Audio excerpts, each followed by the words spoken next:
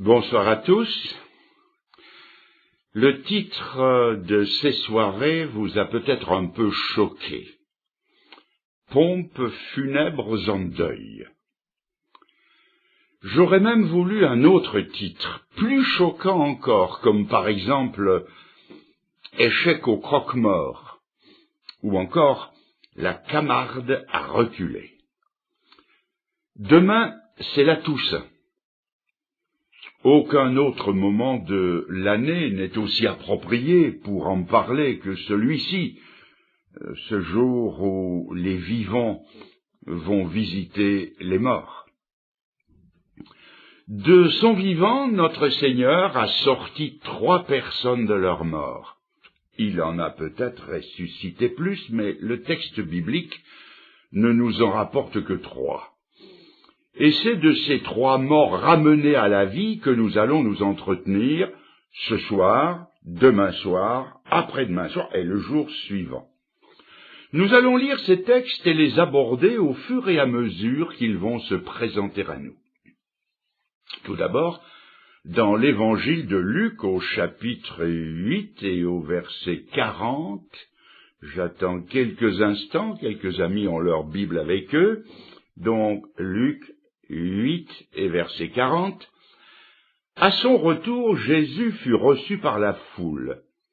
Et voici que vint un homme nommé Jaïrus, qui était chef de la synagogue. Il se jeta à ses pieds et le supplia d'entrer dans sa maison, parce qu'il avait une fille unique d'environ 12 ans qui se mourait. Pendant que Jésus y allait, il était pressé par la foule. Au verset 49, on lit « Quelqu'un survint de chez le chef de la synagogue, disant « Ta fille est morte, n'importune pas le maître. » Le deuxième cas se trouve dans le même évangile de Luc au chapitre 7 et à partir du verset 11. Jésus alla dans une ville appelée Naïn. Ses disciples et une grande foule allaient avec lui. Lorsqu'il fut près de la porte de la ville, voici, on portait en terre un mort, fils unique de sa mère qui était veuve. Le troisième cas se trouve dans l'évangile de Jean, au chapitre 11, et au verset 1er. Il y avait un homme malade, Lazare de Béthanie, village de Marthe et de Marie, sa sœur. Elles envoyèrent dire à Jésus, « Seigneur, voici, celui que tu aimes est malade. » Et au verset 17, Jésus étant arrivé, trouva que Lazare était depuis 4 jours dans le sépulcre. Beaucoup de Juifs étaient venus vers Marthe et Marie pour les consoler de la mort de leur frère. Et enfin, dans la première épître de Paul aux Corinthiens, au chapitre 15, je vous lis la conclusion de ce chapitre, 1 Corinthiens 15, verset 52 et suivant. « Voici, je vous dis un mystère. Nous ne mourrons pas tous, mais tous nous serons changés, en un instant, en un clin d'œil, à la dernière trompette. La trompette sonnera, et les morts ressusciteront incorruptibles, et nous serons changés. Alors s'accomplira la parole qui est écrite, la mort a été engloutie dans la victoire. Ô mort, où est ta victoire? La Camarde a reculé. Échec au croque-mort, pompes funèbres en deuil. Nous allons nous entretenir de la mort ce soir. Peut-être me regarderez-vous en fronçant le sourcil, en disant « Fernand le Grand, avez-vous des actions dans une entreprise de pompes funèbres? Broyez-vous du noir à ce point? Faites-vous de la dépression pour nous parler d'un sujet aussi lugubre ?» Je me souviens qu'autrefois mon professeur de français me disait « Pourquoi faut-il que les prédicateurs parlent toujours de la mort ?» Mais justement, j'estime qu'ils n'en parlent pas assez. Aujourd'hui, on ne parle plus que de fureur de vivre.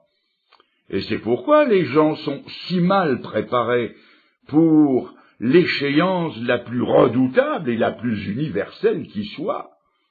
Ne dit-on pas qu'il n'y a que 2 choses sûres dans ce monde, la mort et les impôts.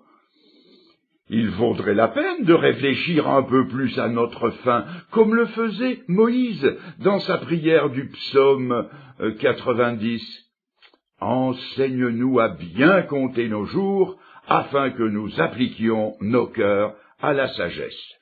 Et puis, voyez-vous, la mort, c'est un sujet de toute sécurité. Il est presque impossible de ne pas s'entendre. Si, par exemple, je vous parlais de la prédestination, vous pourriez ne pas être d'accord avec moi. Si je vous parlais de la meilleure marque d'automobile du prochain salon de Paris, ou de la meilleure marque de frigidaire, vous pourriez me dire « c'est très bien, mais de toute façon, je n'ai pas les moyens de me les payer ». Si je vous parlais du dernier sport en vogue, ou d'un match de rugby à 15 qui va bientôt se jouer dans votre grande ville de Lyon, vous diriez « ça me laisse froid, de toute façon, moi, je ne m'intéresse pas au sport ». Tandis que la mort, c'est différent. Personne n'y est étranger ou vraiment insensible. La mort, elle est au centre de la vie. Elle met les vivants à son service. Elle mobilise les autorités. Les drapeaux sont mis en berne. Quand passe un cortège funèbre, les passants se découvrent. L'armée s'arrête, se met au garde-à-vous et salue. Un humoriste y a mis son grain de sel et il s'est permis de dire que la mort, c'était un manque de savoir-vivre. Vous dites peut-être, Fernand le Grand, la mort ne m'intéresse pas. Peut-être, mais elle s'intéresse à vous. Vous dites, je ne veux pas y penser. Vous serez bien obligé d'y penser un jour. C'est que la mort, c'est trop sérieux pour se permettre le luxe coûteux de ne pas y penser, d'autant plus qu'on ne meurt qu'une fois. Vous allez me dire, c'est bien assez comme ça. Oui, bien sûr. Comme on ne passe qu'une fois certains examens dont dépend toute une carrière, combien ne leur accorde-t-on pas plus d'attention, précisément parce qu'on ne les passe qu'une fois? Ne savez-vous pas que la mort est en quelque sorte l'unique examen d'entrée à l'éternité? Est-ce que nous allons jouer notre éternité sur le coup de dé de l'insouciance, alors que nous mettons le plus d'atouts possible dans notre jeu en ce qui concerne les choses temporelles? Que Dieu nous garde d'être si légers avec ce qui est si lourd de conséquences. Mais tout compte fait, ce n'est pas un sujet lugubre que j'aborde, au contraire, c'est le deuil, certes, mais c'est celui du deuil, c'est le deuil des pompes funèbres. Notre thème de ce soir et des jours prochains, c'est de la mort à la vie, et non pas l'inverse. Ce langage de la mort à la vie est étranger à celui qui ne connaît pas l'Évangile. Dans ce monde, on ne connaît pas cette forme de vocabulaire, c'est toujours de la vie à la mort. C'est toujours négatif. Comme je l'ai dit dans une autre occasion, on passe toujours de vie à trépas, et chez les cannibales de vie à repas. Mais jamais dans l'autre sens, c'est toujours à sens unique. Il n'y a que ceux qui connaissent l'Évangile qui peuvent dire de la mort à la vie. C'est un langage qui est étranger même aux patriotes, qui célèbrent la victoire, mais sur quoi la célèbrent-ils? Sur une hécatombe, 50 millions de morts pour une seule guerre. Voilà sur quoi on parle de vie, sur un fond de mort, c'est toujours de la vie à la mort. Ce langage de la mort à la vie est aussi étranger à la médecine. Le médecin, même s'il vous remet sur pied quand il vous soigne, ne règle jamais le problème à fond. Il ne fait que repousser l'échéance d'un passage à sens unique. Il ne fait jamais passer de la mort à la vie, jamais. Cette forme de langage n'appartient qu'à la parole de Dieu. Alors, mes amis, ne vous découragez pas. Si aujourd'hui nous allons au cimetière, ce n'est pas pour y rester, c'est pour en sortir. Nous allons en sortir un peu ce soir, demain un peu plus, après-demain encore un peu plus pour aller jusqu'à la victoire finale. C'est un message d'espérance, un message de vie que j'apporte en disant pompe funèbre, oui mais pompe funèbre en deuil. Voyons donc un peu en cette veille de Toussaint ce qu'on peut apprendre de la mort, car après tout, il vaut mieux savoir de quoi on parle. Premièrement, j'ai découvert que la mort n'avait pas d'explication vraiment scientifique. Oh, bien sûr, on vous parlera de rupture d'anévrisme, congestion cérébrale, de crise cardiaque, d'infarctus, de cancer, de leucémie, d'accident mortel, mais ce sont là des grands mots qui n'expliquent pas vraiment la mort, car la mort est un mystère aussi grand que la vie, et qu'on ne me dise surtout pas, comme quelqu'un m'a dit un jour, « Monsieur, la mort s'explique facilement. L'homme, c'est une machine qui s'use, et quand la machine est usée, elle casse. » Eh bien non, 1000 fois non. Je ne veux pas croire, je ne peux pas croire que l'homme est une machine qui s'use. Comment expliquer que le petit enfant qui vient au monde ne s'use pas? Parce que si l'homme est une machine, elle devrait s'user dès le début. Or le petit enfant, si fragile qu'un souffle l'emporterait, ne s'use pas, au contraire. Il se développe, il grandit, il acquiert des facultés, et très tôt dans son enfance, il se met à gaspiller, j'ai bien dit gaspiller cette énergie. Plus, il la galvaude. C'est fou ce qu'un enfant de 4 ou 5 ans peut user d'énergie pendant un jour. Si un homme de 50 ans devait gaspiller ses forces comme un enfant de 5 ans, au bout de 2 jours, on l'enterre pour de bon. Et puis non seulement il gaspille sa force en plein jour, mais il la gaspille en pleine nuit. Avez-vous déjà dormi dans le même lit avec un gosse? Il remue presque autant pendant la nuit que pendant la journée, et vous risquez de vous réveiller avec des bleus. Et le miracle, c'est qu'il ne s'use pas, au contraire. Il acquiert de plus en plus de force, et ça continue. 10 ans, 15 ans, 20 ans, 25 ans. Vers les 30 ans, il atteindra le plafond, le point culminant de sa vie. Et alors là, il va se passer quelque chose. Cette ligne, jusque-là ascendante, lentement, mais sûrement va amorcer une courbe rentrante. Sa ligne de vie s'incurve toujours plus, et inexorablement, il amorce une pente qu'il ne remontera plus jamais. À 35 ans, il est déjà trop vieux pour faire du sport de haut niveau. Dès ce moment-là, l'homme va commencer à ménager ses forces, et quand il atteindra l'âge de la vie, de la retraite, il va encore davantage s'économiser. Quand il montera les escaliers, il ne les grimpera plus 4 à 4, mais il prendra l'ascenseur. Et malgré toutes ces précautions, le plongeon va s'accélérer de plus en plus. Il est comme saisi par une main mystérieuse qui le fait pencher et descendre vers la tombe. Non, l'homme n'est pas une machine qui s'use.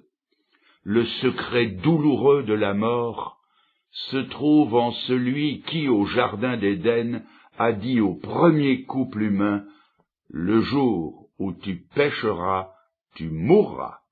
La parole de Dieu affirme que la mort, c'est le salaire du péché. Nous mourrons parce que nous avons péché, et c'est la seule explication qui satisfasse ma conscience et ma raison. Deuxièmement, j'ai trouvé que la mort répugne à l'homme. Par ses réactions, l'homme prouve que la mort lui est étrangère. L'homme sent qu'il a été fait pour vivre, pour aimer, mais non pas pour mourir. La mort, c'est une ennemie, et il la traite comme telle. L'homme courtise la vie, il est amoureux de la vie. Pour lui, la vie, c'est un trésor, et il dit que ce trésor ne me soit pas ravi. Et l'homme monte une garde vigilante autour de la vie. Il déploiera des trésors d'ingéniosité afin de la conserver. L'art de préparer les médicaments, l'hygiène qu'il s'impose, les greffes d'organes, tout démontre que l'homme résiste à la mort avec l'âpreté du désespoir et qu'il lutte contre elle jusqu'à la dernière cartouche. Troisièmement, j'ai appris que la mort frappe à tout âge. Un jeune garçon demanda un jour à sa mère, « Maman, à quel âge meurt-on » Et sa mère l'envoya mesurer les tombes du cimetière tout proche, et l'enfant revint avec des mesures différentes pour s'entendre dire « On meurt à tout âge ». Oui, mes amis, on meurt à mon âge, et on meurt à votre âge. Dans les trois textes que nous avons lus, nous trouvons trois âges différents. Une jeune fille de 12 ans, un jeune homme, disons, de 18 ou 20 ans, et Lazare, un homme d'âge mûr. D'abord une petite fille de 12 ans, l'idole de son père, qu'il aimait tant. Comme la mort peut être cruelle pour les vivants, elle est sans pitié pour les sentiments, elle ne fait pas de sentiments. Dans le deuxième cas, c'est un jeune homme que je me représente vigoureux, bien charpenté, mais c'était un combat inégal contre la mort. C'était la lutte du pot de terre contre le pot de fer, et sa mère n'a rien pu faire pour lui.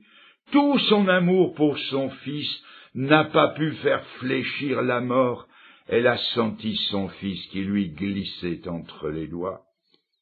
Et dans le troisième cas, nous trouvons Lazare de Béthanie, qui pose pour nous comme chef de file de tous ceux qui sont frappés de plein fouet, alors que selon les normes de l'existence, ils n'ont pas encore atteint l'automne de leur vie, c'est la mort en pleine vie, phénomène courant, aussi tragique et déconcertant que l'obscurité de Golgotha au midi du vendredi de Pâques. Oui, mes amis, la mort n'a pas d'explication scientifique. Deuxièmement, elle répugne à l'homme. Troisièmement, elle frappe à tout âge. Et quatrièmement, elle est humiliante, profondément humiliante pour l'homme. Dans un cimetière du Gard, près de la Grand-Combe, il y a cette inscription au-dessus de la porte d'entrée du cimetière. « Nous avons été ce que vous êtes, vous serez ce que nous sommes. » Ce sont les morts qui s'adressent aux vivants et qui crient du fond des tombes où nous les avons mis.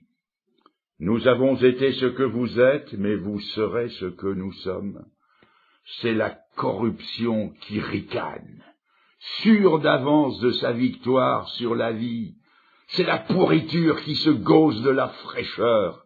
C'est la danse macabre, mise en musique par Camille Saint-Saëns, où la mort saisit son violon et d'un tibia fait son archet, et racle son violon et fait danser tout son beau monde de squelettes, des rois, des reines, des grands, des mendiants, des petits. Elle est l'impératrice des rois. Ah, croyez-moi, la mort prend une éclatante revanche sur les vivants. Et elle est elle est d'autant plus humiliante pour nous que pendant notre vie, nous nous sommes élevés sur le piédestal de nos prétentions, et où nous n'étions après tout qu'une statue aux pieds d'argile, et il a suffi d'une chiquenaude pour que tout s'écroule dans un trou hâtivement creusé d'avance. Tout notre savoir, toute notre ambition, tout notre esprit d'entreprise, toute notre habileté, toute notre fécondité, tous nos souvenirs, tout descend irrécupérable dans un trou. Ah, la mort, et profondément humiliante pour l'homme.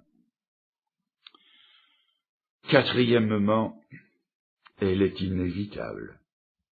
Non seulement humiliante, mais inévitable. Je pense à ce chercheur qui, pensait-il, avait trouvé le filtre de l'immortalité. Il a bu sa potion et tout joyeux, il est descendu dans la rue et s'est fait écraser par un autobus. Elle est inévitable.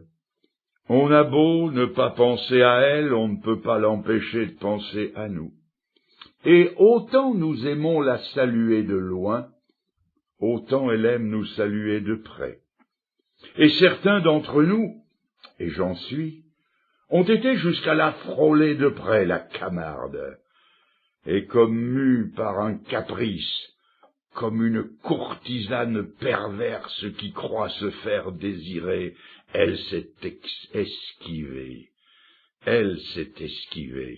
et nous avons cru jouer au plus fin avec elle, nous avons cru gagner la partie, nous avons cru qu'elle était partie. Ah, mes amis, elle était seulement comme une chatte cruelle qui se fait les griffes. Elle n'a reculé que pour mieux bondir.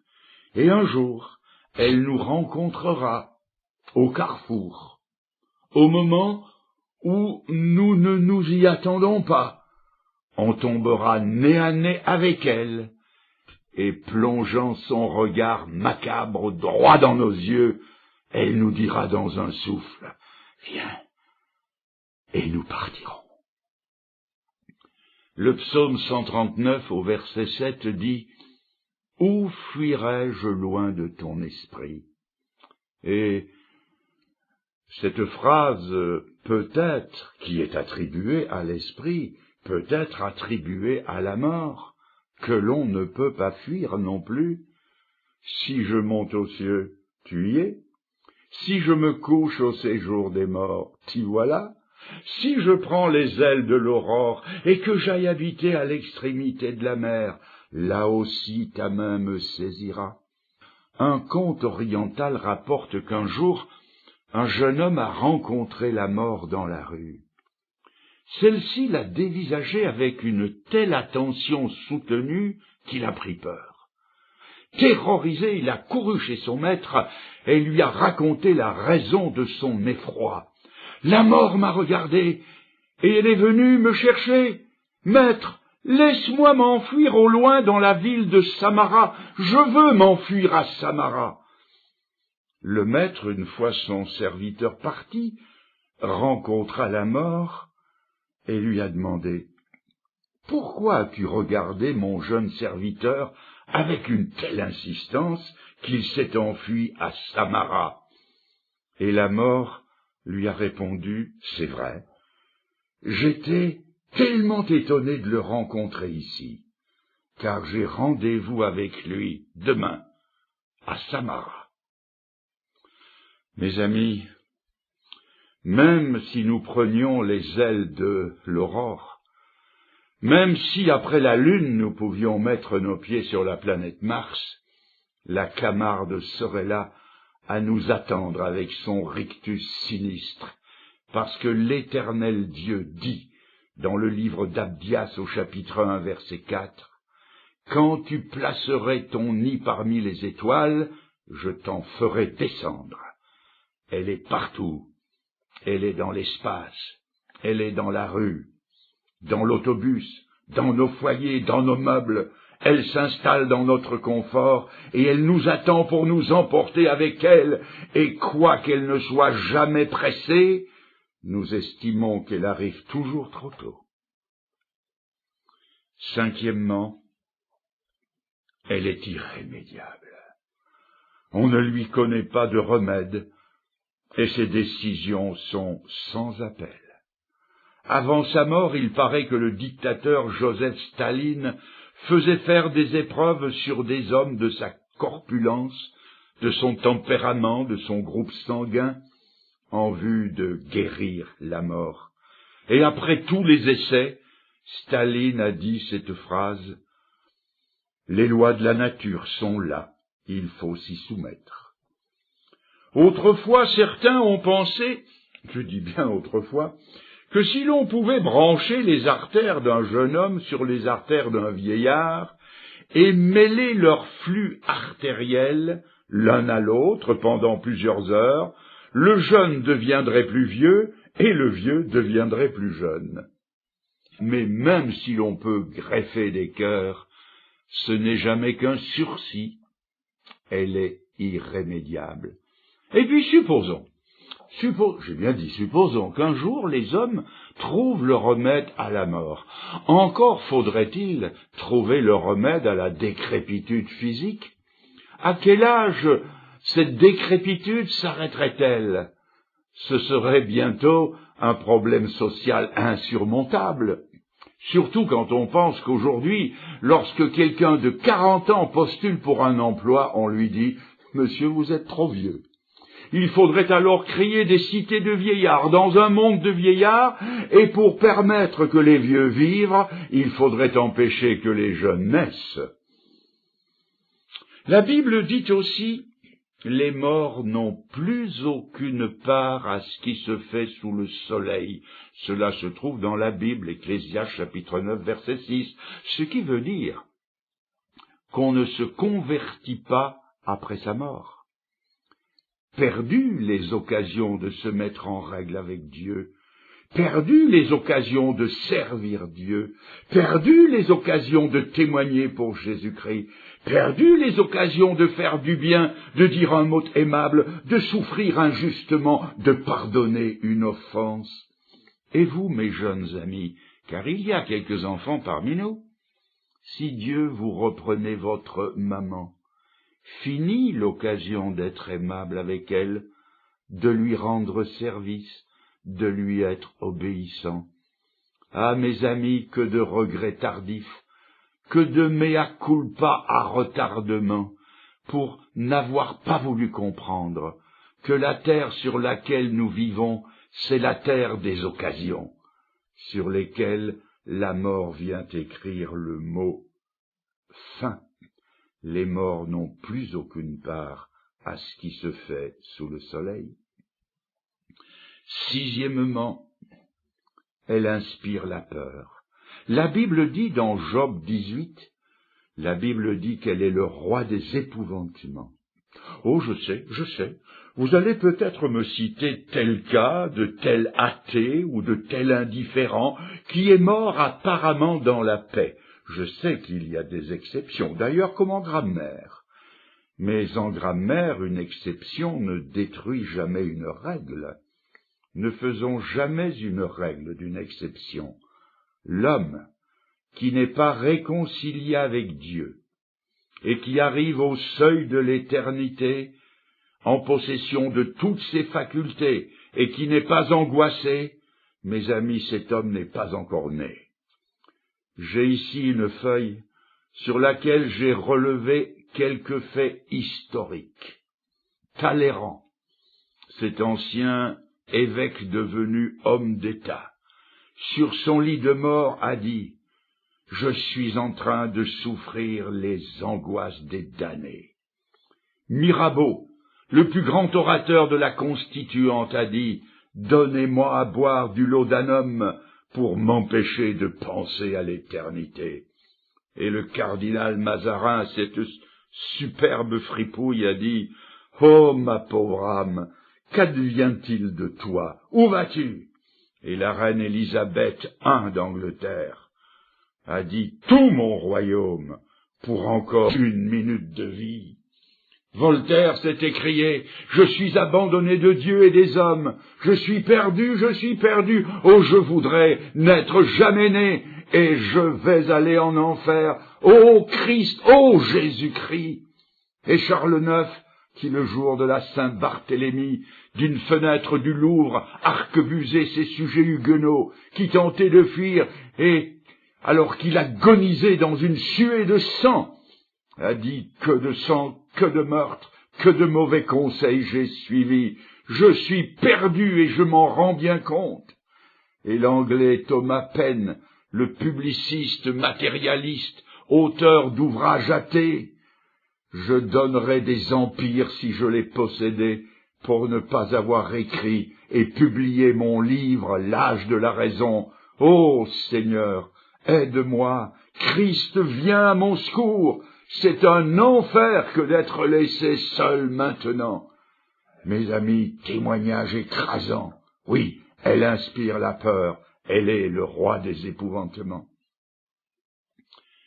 Septièmement, j'ai trouvé que la mort n'a pas changé de visage, elle est restée pareille à elle-même. On a bien essayé de l'embellir, mais en vain. Les cercueils d'aujourd'hui sont plus beaux, plus solides, ils sont ornés de clous cuivrés, de crucifix dorés, les cérémonies sont plus belles, mieux agencées, nos cimetières sont mieux entretenus, on y va sur pneumatique et voitures rutilantes, mais la mort, je le répète, est restée pareille à elle-même. Huitièmement, la Bible nous révèle que la mort a un double visage. La mort physique est l'image d'une réalité plus terrible que la Bible, la parole de Dieu, appelle la deuxième mort. Dans le psaume 23, le psalmiste parle de la vallée de l'ombre de la mort, c'est-à-dire que la mort physique, ce n'est qu'une ombre. Et pour qu'il y ait une ombre, il doit nécessairement y avoir derrière quelque chose qui fait l'ombre. Il doit y avoir une réalité.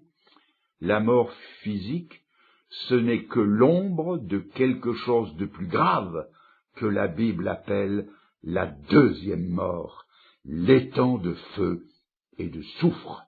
Et comme la première mort physique est définitive quant à la terre, la deuxième est définitive quant à l'éternité. Voilà ce qui prête son ombre à la mort. Neuvièmement, et c'est ici que le langage change du tout au tout, c'est que la mort a été vaincue. Elle a trouvé son maître. Elle a trouvé à qui parler dans l'Évangile qui veut dire la bonne nouvelle. Et je suis fier d'être un prédicateur de cette bonne nouvelle. En Jésus-Christ, la mort a été liée. Elle a perdu sa toute-puissance et le sceptre de sa suprématie a été brisé. Et la défaite de la mort est double, comme est double le cri de l'apôtre Paul qui dit « Ô mort, où est ton aiguillon ? Ô mort, où est ta victoire ?» Où est l'aiguillon de la mort? Pour celui qui s'est tourné résolument vers Jésus-Christ et qui l'a accepté comme son maître et son sauveur, l'aiguillon de la mort a disparu. Il est dans les souffrances de Jésus-Christ. Il est dans sa plainte dans le jardin de Gethsémanée où il dit « Mon âme est saisie de tristesse jusqu'à la mort » et où il commença à éprouver des angoisses. L'aiguillon de la mort est dans les 3 heures sombres où en plein midi le soleil s'en est allé. Il était dans ce cri « Mon Dieu, pourquoi m'as-tu abandonné ?» L'aiguillon de la mort était surtout dans le dernier grand cri qu'il a poussé avant de rendre son esprit. Or, la Bible dit que Jésus-Christ est mort à notre place, c'est-à-dire que pour celui qui met sa confiance en Jésus-Christ, l'aiguillon de la mort a disparu, parce que la Bible dit qu'il a souffert la mort pour tous. Je m'en explique par voie d'illustration. Cet aiguillon de la mort est comme celui de l'abeille ou du frelon. Lorsque l'abeille a planté son dard dans le bras de quelqu'un, elle devient inoffensive. Elle n'a plus d'aiguillon. Jésus a reçu cet aiguillon dans son corps et dans son âme. Maintenant, la mort n'a plus aucun pouvoir sur moi. Elle est comme une abeille ou un frelon qui a perdu son dard. Le Christ a été percé à ma place à la croix, et je n'ai plus rien à craindre de la mort. Elle a laissé son aiguillon dans les chairs du Fils de Dieu. Ça, c'est la réponse à la première question. Ô mort, où est ton aiguillon? Il est resté dans la mort du Fils de Dieu. Et maintenant la deuxième question. Où est ta victoire, ô mort? La victoire lui a échappé depuis ce grand matin du dimanche de Pâques, où la mort avait pourtant choisi ses collaborateurs. Tout le gratin de la bonne société était là, avec des hommes comme Caïphe, Anne, Ponce Pilate, Hérode, et une escouade de soldats pour garder le tombeau. Mais le matin de ce grand jour, la pierre a roulé, et dans un corps capable de défier les lois de la matière, il est sorti vivant du sépulcre. La victoire de Jésus sur la mort a été totale, non seulement à la croix où il a porté nos péchés, mais le matin du dimanche de Pâques où il a vaincu la mort. Alors quels sont les résultats de cette victoire? C'est une victoire aux résultats inattendus. La Bible nous enseigne que pour celui qui se tourne vers Jésus-Christ et l'accepte comme son sauveur, la mort devient, disons, une alliée. Tout à l'heure, nous avons vu qu'elle était encore une ennemie. C'était la mort en pleine vie. Ici, c'est la vie en pleine mort. Savez-vous pourquoi la mort est une ennemie pour l'homme? Je me répète peut-être un peu. Parce que pour l'homme, la mort, c'est la perte de tout ce qu'il a aimé, de tout ce qu'il a poursuivi, de tous ses travaux, de tous ses projets, de tout ce qu'il s'est acquis. La mort le dépouille de tout ce qui a fait sa vie jusque-là. Voilà pourquoi elle est une ennemie. Mais pour le racheter, elle n'est plus une ennemie. Elle ne peut être qu'une alliée, et vous allez le comprendre. Le jour où quelqu'un se convertit, spirituellement parlant, Dieu le considère comme s'il était mort avec Jésus-Christ. C'est pourquoi l'apôtre Paul a dit « J'ai été crucifié avec Christ ». Écoutez ce qu'il dit encore « J'ai fait la perte de toutes choses ». L'apôtre Paul, le jour où il a rencontré Jésus sur le chemin de Damas, a absolument tout perdu. Ses ambitions terrestres sont mortes. Il est mort à son ancien genre de vie.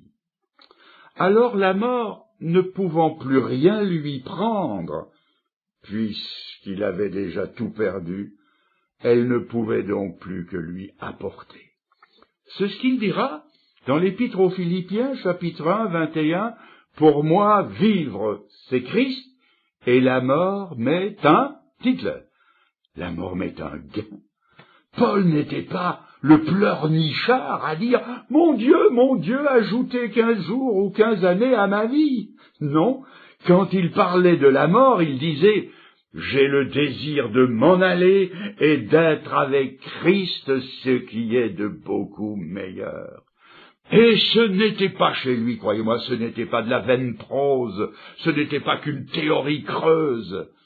Quand viendra pour lui le moment de passer dans l'au-delà, juste avant sa décapitation sous Néron, il écrira une lettre que tout le monde peut encore lire aujourd'hui, lettre qu'il termine ou presque par ces mots.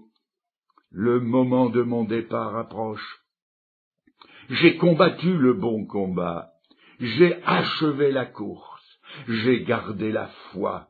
Désormais, la couronne de justice m'est réservée. Le Seigneur, le juste juge, me la donnera dans ce jour-là, et non seulement à moi, mais encore à tous ceux qui auront aimé son avènement. Voici comment je comprends la chose. La mort fait partie de la victoire, comme une entreprise qui a fait faillite, mais qui, reprise par une autre, participe à la prospérité et au bénéfice de la firme qui l'a reprise.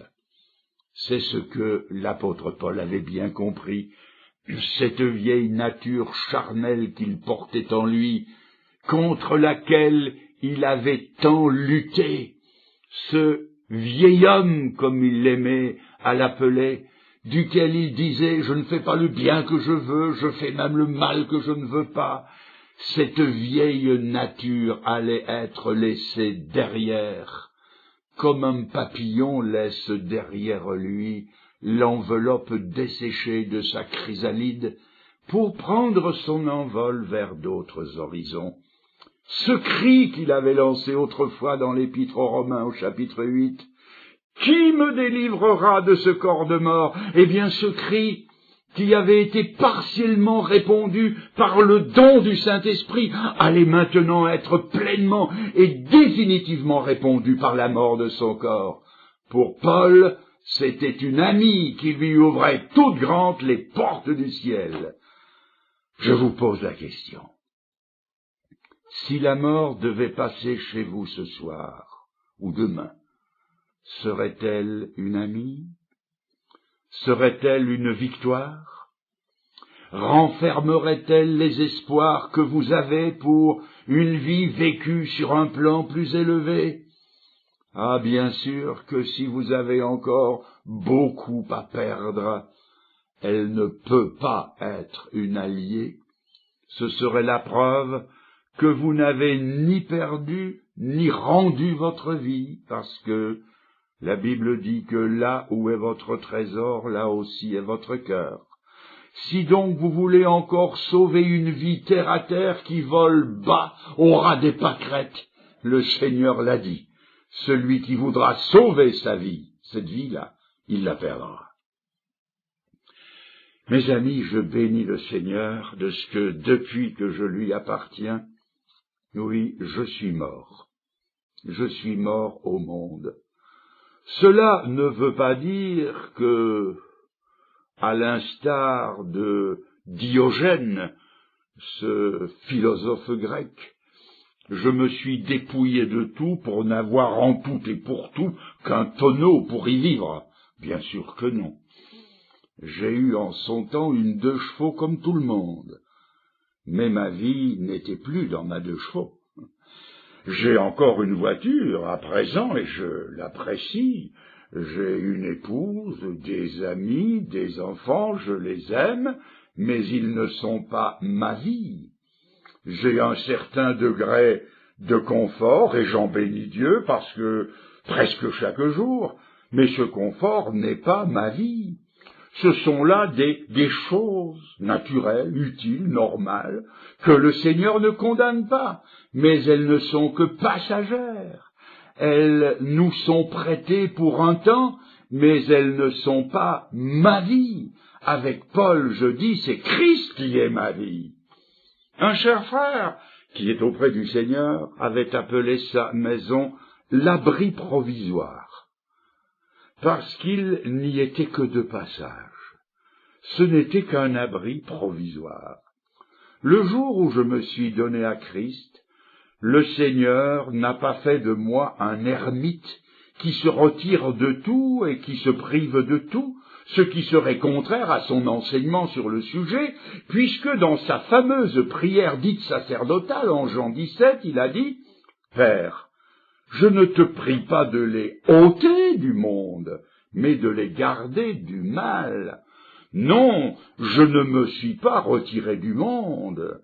J'ai abandonné le mal qui se fait dans le monde. Et maintenant, c'est à lui, au Seigneur, que j'appartiens. Le Seigneur peut venir me reprendre n'importe quand. Je suis prêt. » Alors, si ce soir vous vouliez simplement lui dire « Seigneur, je veux me tourner vers toi. J'aime mieux perdre ma vie dans tes mains percées par amour pour moi à la croix que de perdre ma vie dans les mains cruelles de la mort, parce que c'est là l'alternative devant laquelle vous êtes placé, ou vous perdrez votre vie entre les mains de Christ et vous en gagnerez une autre avec une autre dimension, ou bien vous garderez votre vie pour vous. Vos centres d'intérêt resteront votre voiture, vos petits-enfants, votre petit avenir, vos petits plaisirs qu'un jour vous allez perdre dans la mort.